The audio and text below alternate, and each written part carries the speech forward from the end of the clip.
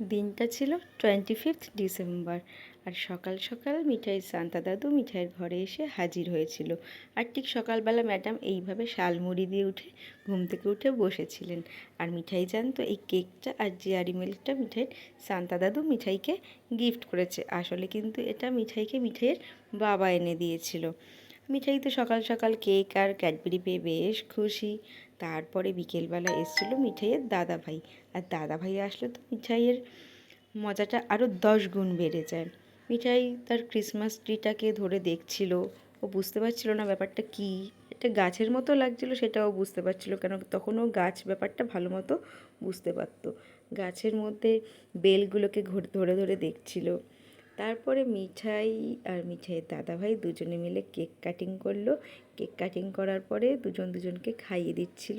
তারপর তো আরেকটা মজার ঘটনা হয়েছিল। মিঠাই দাদাভাই কেক খাওয়াতে গিয়ে মিঠাই তো কামড়ই দিয়ে দিয়েছিল, আর দাদাভাই চিৎকার করে উঠেছিল। তারপর সন্ধেবেলা আমরা সেজে গুজে সবাই মিলে গিয়েছিলাম চার্চে। মিঠাই তো বেশ মজা করছিল, আর সবাই ঘুরে ঘুরে মিঠাইকে ভালোভাবে দেখছিল। আর লেডি সান্তা এইভাবে ডাকছিল, হ্যালো হাই এইভাবে ডাকছিল, আর মিঠাই মুচকি মুচকি হাসি দিচ্ছিল। তারপর বাড়িতে এসে মিঠাই আবার পোজ দিয়ে ছবি তোলা শুরু করে দিল। মিঠাই অবশ্যই ছবি তুলতে বেশ ভালোবাসে। এইভাবেই আমাদের দিনটা কেটেছিল।